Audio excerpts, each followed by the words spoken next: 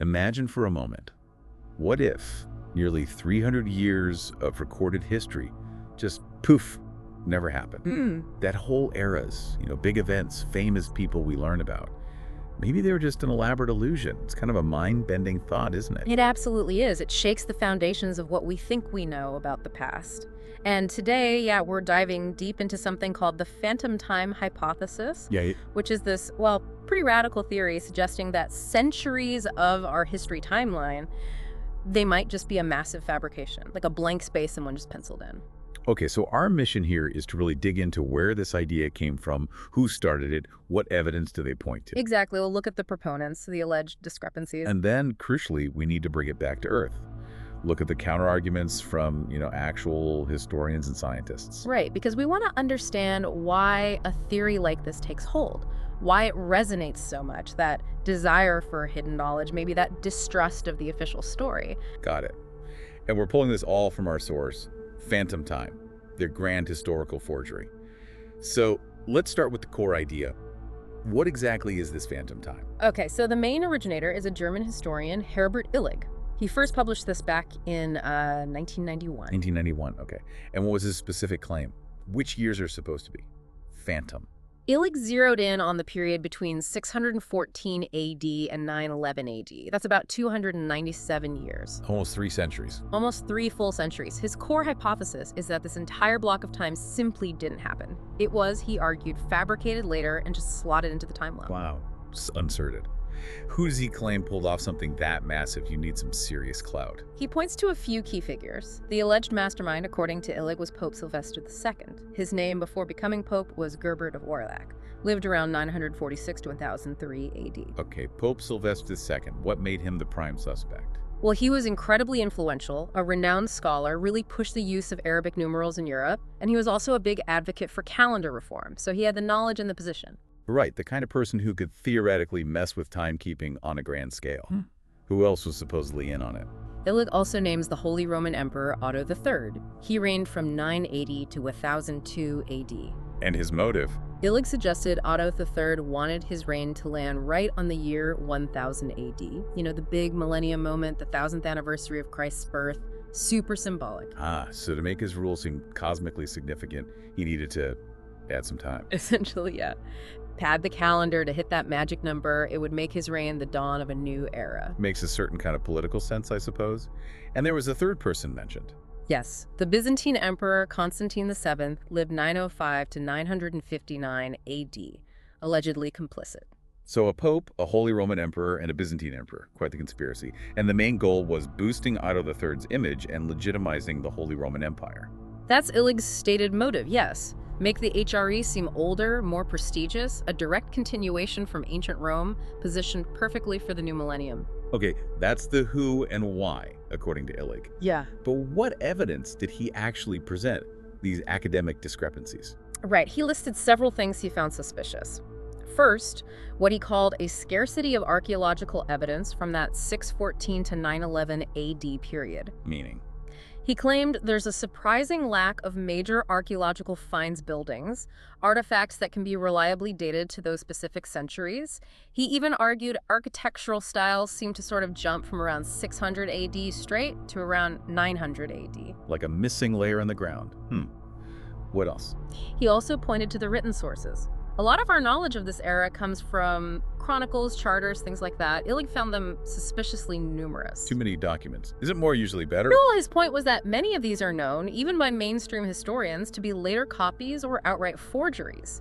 He saw this not as a known issue to work around, but as evidence the whole period might be forged. Okay, so sketchy documents.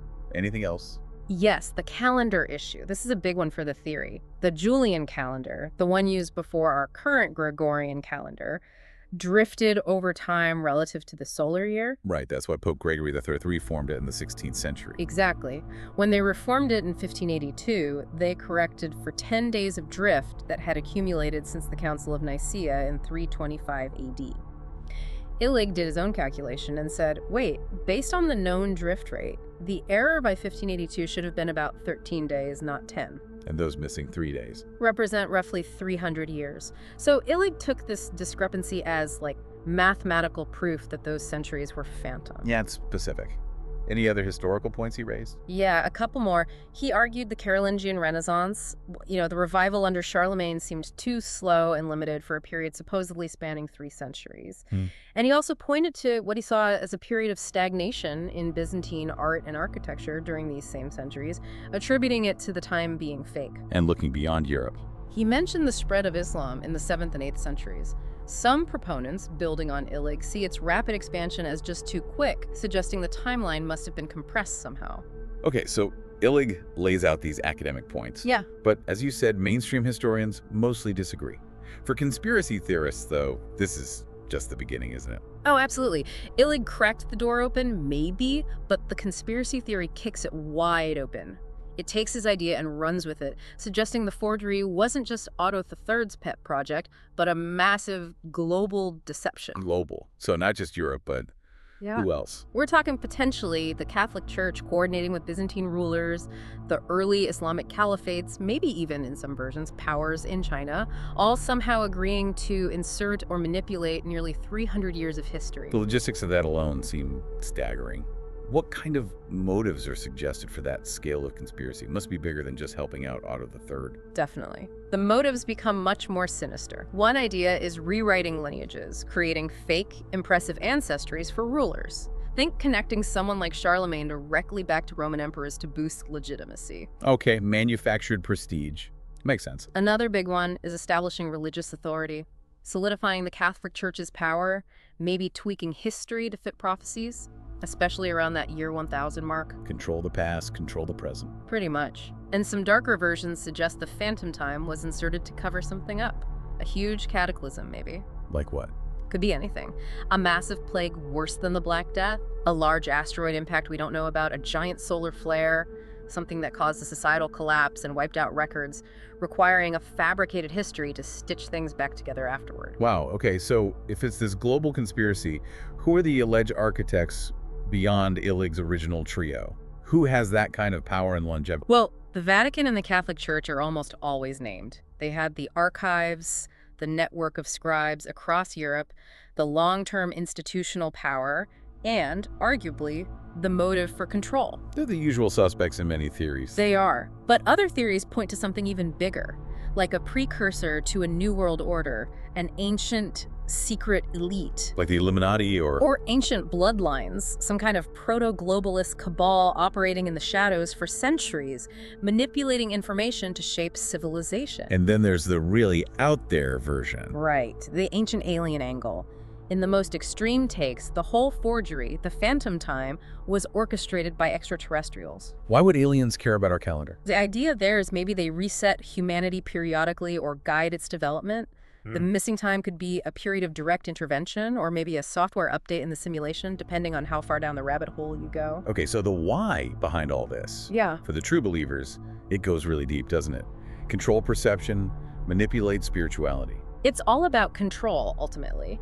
Control our understanding of the past, therefore controlling our view of human potential, maybe keeping us from some kind of mass awakening or rediscovering lost knowledge. Or even controlling resources. Yeah, using falsified history to justify land claims, resource grabs, subjugation based on fake precedents, or, as we mentioned, hiding a terrible truth, a devastating dark age, a global disaster, maybe even a period where humanity wasn't really in charge. A lot to unpack there. Yeah. So proponents of this wider conspiracy, they take Illig's points and amplify them, adding more evidence. They do. They really lean into the things Illig mentioned, that lack of archaeological density, for instance. It's not just scarce evidence. They claim it's a profound absence. They'll say archaeological digs literally show Roman layers, then maybe a thin layer, then boom, medieval stuff from the 900s, a missing stratum. Okay, so they double down on the archaeology claim. What about the documents? The forged document argument becomes central. They seize on the fact that mainstream historians do acknowledge some forgeries and many copies from the period.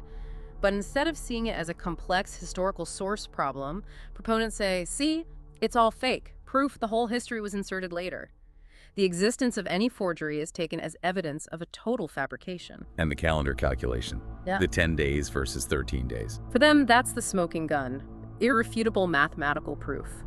They often dismiss the standard historical explanation for the 10-day correction and insist Illig's 13-day calculation is the only correct one, meaning 300 years must be missing. Astronomy doesn't lie, they say. Okay. What about the stagnation argument? They paint the whole 600-900 AD period as a desolate wasteland. No significant art, no science, no building.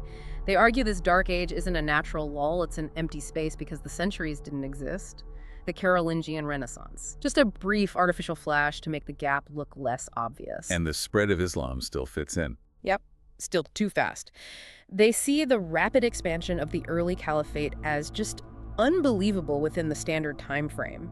It only makes sense, they argue, if those centuries were shorter or didn't happen as described, potentially involving fabrication in Islamic history records too. What about corroboration from other parts of the world? China? India? Surely they didn't stop recording history. Proponents have an answer for that too.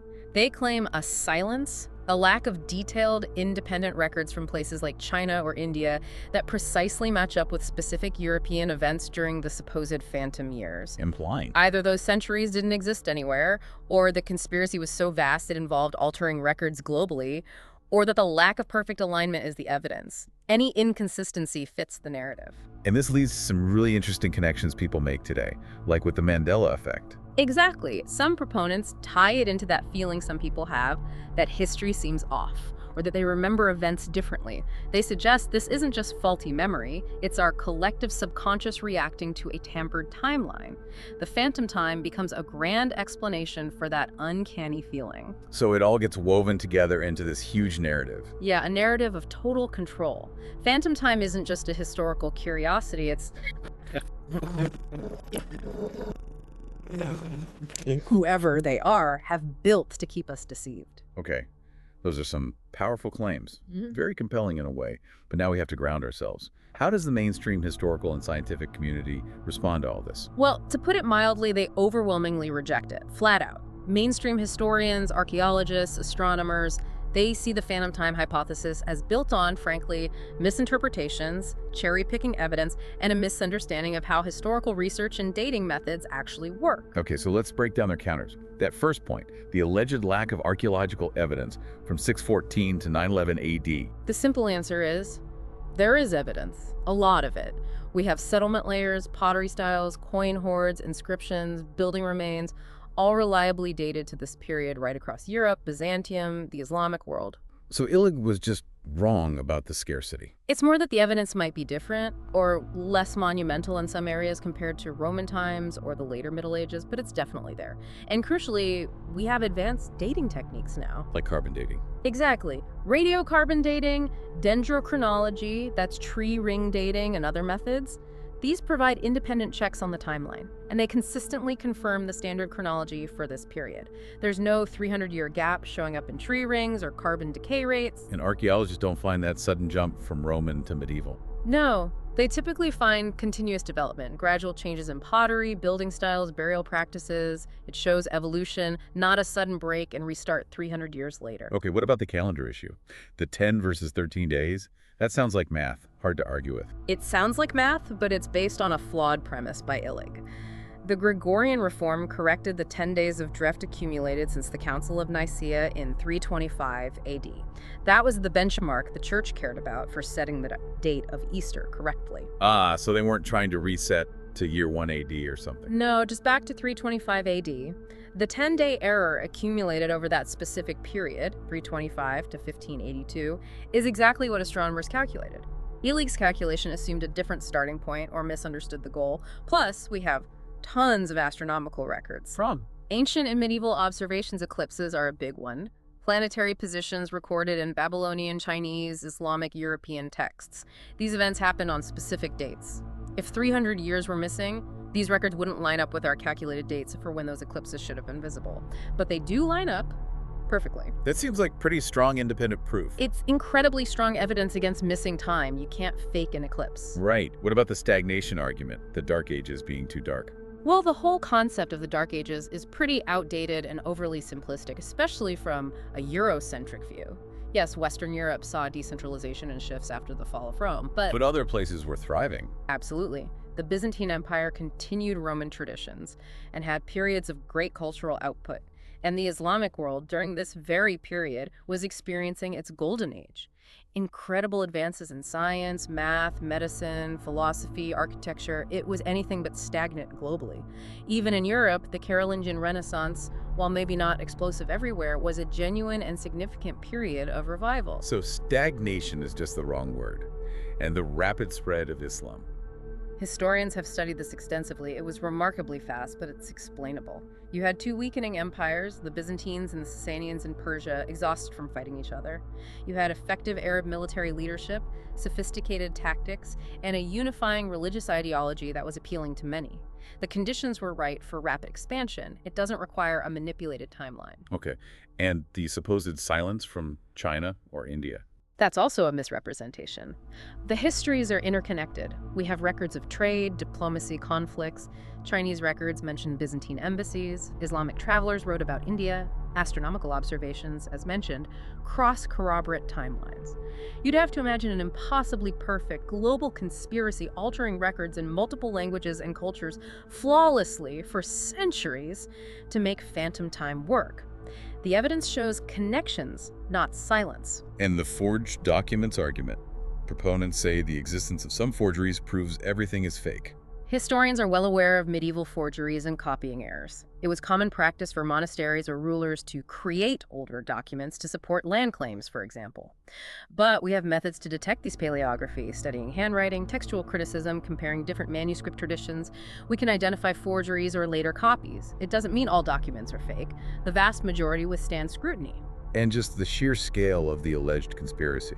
It just beggars belief, really. Maintaining a secret lie on that scale across cultures, languages, religions, political rivalries for centuries, involving popes, emperors, caliphs, scribes everywhere.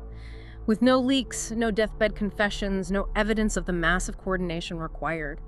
It defies all logic of how human societies and institutions actually work. There's no plausible, unified motive that could sustain such a thing. Okay, so the mainstream view is pretty clear. Interesting idea, but the evidence just isn't there. In fact, the evidence strongly contradicts it. So why? Why does this phantom time idea stick around? Why does it still have appeal? That's the really fascinating part, isn't it? I think there are a few key reasons. First, just the sheer boldness of it. The idea that history itself could be a lie is captivating. It's a dramatic story. It's definitely more exciting than dusty documents. Right. Then there's the distrust of authority. A lot of people are naturally skeptical of official narratives, whether from governments, academics, or religious institutions. A theory about a massive cover-up feeds right into that skepticism. The feeling that they are hiding something from us. Exactly. And related to that is the allure of hidden knowledge, of being privy to a secret truth that others don't see. Believing in phantom time can feel empowering, like you've seen through the illusion. And you mentioned the what-if factor earlier. Yeah, the implications are just so huge. If it were true, everything changes. That what-if is potent. Even if you don't fully believe it, it makes you wonder. Does it also maybe offer a simpler history in a way? Perhaps. For some, maybe the idea that the messy, complex Dark Ages were just skipped over is easier, less complicated than understanding the gradual shifts and regional variations. And, of course, it plugs neatly into other conspiracy theories. Right, it becomes part of a larger tapestry of manipulationary, secret societies, global elites, maybe aliens. It fits perfectly if you already believe the world is run by hidden hands. Phantom time becomes another piece of that puzzle. And that connection to the Mandela effect you brought up. Yeah, for people who strongly feel that collective memory seems flawed or inconsistent, the idea that history itself could be altered provides a kind of grand external explanation for that feeling. It validates their personal sense that something is off. So it's a mix of audacity, distrust, the appeal of secrets, and how it connects to other beliefs. I think so. It taps into something deep about our relationship with the past, with authority, and maybe with our own sense of reality. So wrapping this up then, we have the phantom time hypothesis, this really startling idea that almost 300 years of history, roughly 614 to 911 AD, might just be a fabrication, an insertion into our timeline, supposedly orchestrated by figures like Pope Sylvester II and Emperor Otto III, maybe as part of an even bigger global plot by the church or some secret elite. Yeah, and the motives range from legitimizing rulers to controlling humanity's perception of reality, maybe even hiding some ancient cataclysm. Proponents point to alleged gaps in archaeology, questionable documents, and especially that calendar calculation as proof. But on the other side, We have the overwhelming consensus of mainstream historians, archaeologists, astronomers. Right, who argue that there's abundant physical evidence from the period, that dating methods like radiocarbon and tree rings confirm the standard timeline, that astronomical records provide independent verification, and that the alleged stagnation or silence is a misreading of a complex historical period. Plus, the sheer impossibility of pulling off such a global, centuries-long deception. Yet the theory endures. Its appeal seems rooted in its audacity. Our fascination with hidden truths, maybe a healthy dose of skepticism towards official stories, and how it plugs into broader anxieties about control. Exactly. It persists because it tells a compelling, if unsettling, story about our past. So a final thought for you, our listener. As you think about history, about how we measure time and construct the narratives of our past, consider these whispers of phantom time. Is our calendar truly a reliable clock, ticking off the millennia of human civilization? Or could it be, as the theory suggests, a carefully manipulated illusion, a timeline deliberately distorted by those who don't want us to know, hiding centuries that never were? That what if, it definitely echoes, doesn't it? Right through the foundations of how we perceive reality itself.